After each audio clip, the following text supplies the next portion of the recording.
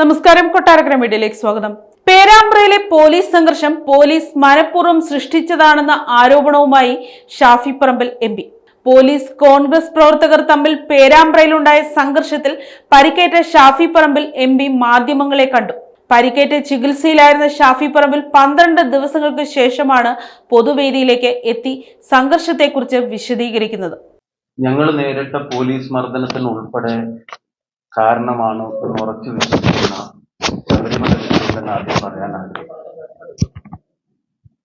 ഞങ്ങൾ അന്ന് ആ സമയത്ത് അവിടെ പോലീസ് അട്രോസിറ്റി കഴിഞ്ഞ സമയത്ത് അവിടെ പ്രവർത്തകരോടും അവിടെയുള്ള മാധ്യമ പ്രവർത്തകരോട് പറഞ്ഞത്, ആശുപത്രിയിലെത്തി ഒരു വാക്ക് നിങ്ങളെ കണ്ടപ്പോൾ പറഞ്ഞതുമല്ല. ഇതിന്റെ എല്ലാം ബേസിക് റീസൺ ശബരിമല ഉൾപ്പെടെയുള്ള വിഷയങ്ങളെ വാർത്തകളിൽ നിന്നും ചർച്ചകളിൽ നിന്നും മാറ്റി നിർത്തുക എന്നുള്ള പ്രീ പ്ലാൻഡ് ആയിട്ടുള്ള ഓർഗനൈസ്ഡ് ആയിട്ടുള്ള പോലീസ് അറ്റാക്ക് ആണ് ഞങ്ങൾക്കെതിരെ നടന്നത് എന്ന് ഞങ്ങൾക്ക് ഉറച്ചു വിശ്വസിക്കാൻ നിരവധിയായിട്ടുള്ള കാരണങ്ങളുണ്ട്. ഇന്ന് നടത്തുന്ന പത്രസമ്മേളനത്തിൽ ആരാണ് വ്യക്തിപരമായി ആ മർദ്ദനത്തിന് നേതൃത്വം നൽകിയെന്ന് ഉൾപ്പെടെയുള്ള വിവരങ്ങൾ ബഹുമാനപ്പെട്ട മാധ്യമ പ്രവർത്തകരിലൂടെ കേരളത്തിലെ ജനങ്ങളുടെ മുമ്പിൽ പ്രസന്റ് ചെയ്യാൻ ഞങ്ങൾ ആഗ്രഹിക്കുകയാണ്. ഇതിന്റെയൊക്കെ റീസൺ എന്ന് പറയുന്നത് ശബരിമല വിഷയം തന്നെയാണ്.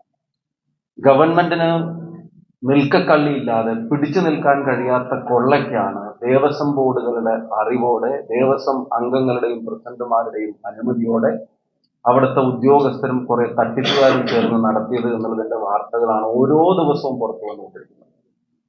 ഏറ്റവും ഒടുവിൽ ബഹുമാനപ്പെട്ട കോടതി പറഞ്ഞത്, ഇപ്പോഴത്തെ ദേവസ്വത്തിനും അതിന്റെ ഗൂഢാലോചനയിലും പങ്കാളിത്തം വരെ അന്വേഷിക്കണമെന്നുള്ള തരത്തിലുള്ള പ്രതികരണം കോടതിയുടെ ഭാഗത്തുണ്ടായിരിക്കുകയാണ്.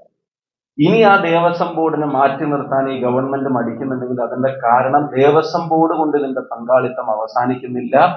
മുൻ മന്ത്രിമാർ, ഇപ്പോഴത്തെ മന്ത്രി ഉൾപ്പെടെയുള്ള ആളുകൾക്ക് പലതും മറച്ചു വെക്കാനുള്ളത് കൊണ്ടാണ് കോടതി അത്ര സ്ട്രോങ് ആയിട്ടുള്ള നിരീക്ഷണം നടത്തിയിട്ട് പോലും ഇപ്പോഴും ആ ദേവസ്വം ബോർഡിനെ പിരിച്ചുവിടാൻ, അവരോട് രാജി ആവശ്യപ്പെടാൻ, പിരിച്ചുവിടാൻ സാങ്കേതികമായിട്ട് ഗവൺമെന്റിന് കഴിയുന്നില്ലെങ്കിൽ അവരോട് പൊളിറ്റിക്കൽ അപ്പോയിന്റ്മെന്റ് ആണ്, രാജി ആവശ്യപ്പെടാൻ ഗവൺമെന്റ് മടിക്കുന്നതിന്റെ പിന്നിലെ കാരണം അത് ദേവസ്വം ബോർഡ് പ്രസിഡന്റിലും ഇതിന്റെ ഗൂഢാലോചന നിൽക്കുന്നില്ല എന്നുള്ള ഭയം തന്നെയാണ്.